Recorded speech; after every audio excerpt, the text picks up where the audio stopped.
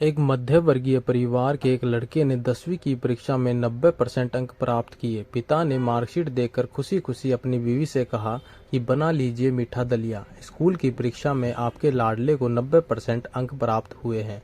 माँ किचन में दौड़ती हुई आई और खुशी खुशी बोली, मुझे भी दिखाइए, मुझे भी मेरे लाल का रिजल्ट देखना है। उसी बीच लड़का फटाक से बोला, उसे रिजल्ट कहाँ दिखा रहे हैं, क्या वह पढ़ लिख सकती है, वो तो अनपढ़ है। अस्पूर्ण भरी आंखों को पल्लू से पूंछती हुई माँ दलिया बनाने चली गई। ये सब पिता ने देखा और कहा, हाँ बेटा, तूने बिल्कुल सही कहा। जब हमारी शादी हुई तो 3 महीने के अंदर ही तुम्हारी माँ गर्भवती हो गई। मैंने सोचा शादी के बाद ही कहीं घूमने नहीं गए, एक दूसरे को ठीक से समझे भी नहीं, चलो इस बार अबॉर्शन करवा आगे चांस लेते हैं। लेकिन तुम्हारी माँ ने जोर देकर कहा, नहीं, घूमना फिरना और आपस में समझना यह सब कुछ बाद में। फिर तेरा जन्म हुआ, वो अनपढ़ थी ना। जब तू गर्भ में था तो उसे दूध बिल्कुल पसंद नहीं था। उसने तुझे स्वस्थ बनाने के लिए हर दिन 9 महीने तक दूध पिलाया, क्योंकि वो अनपढ़ थी ना। तुझे सुबह 7 बजे स्कूल जाना रहता था, इसलिए सुबह 5 बजे उठकर तेरा मनपसंद नाश्ता और डिब्बा बनाती थी, क्योंकि वो अनपढ़ थी ना। जब तुम रात में पढ़ते पढ़ते सो जाते थे तो वह आकर तुम्हारी कॉपी और किताब बस्ते में भरकर तुम्हें बिस्तर पर सुलाती थी और उसके बाद ही सोती थी। और रात में बार बार जाकर तुम्हें ओढ़नी से ढकती थी, क्योंकि वह अनपढ़ थी।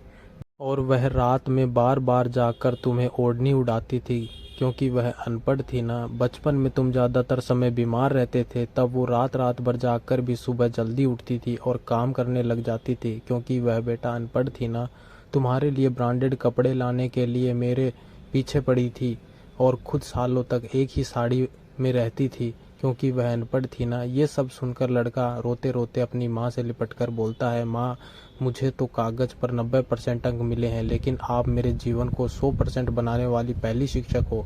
माँ, मैं आज भी अशिक्षित हूँ और आपके पास PhD के ऊपर भी उच्च डिग्री है, क्योंकि आज मैं अपनी माँ के अंदर छुपे हुए डॉक्टर, शिक्षक, वकील, ड्रेस डिजाइनर, बेस्ट कुक, इन सभी के दर्शन कर लिए। माँ, मुझे क्षमा कर दीजिए।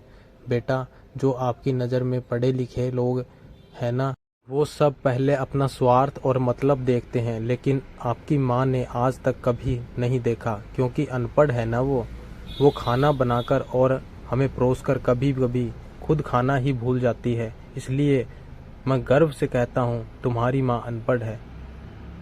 दोस्तों, आपको अनपढ़ माँ heart touching story in Hindi कैसी लगी, नीचे कमेंट करके ज़रूर बताएं।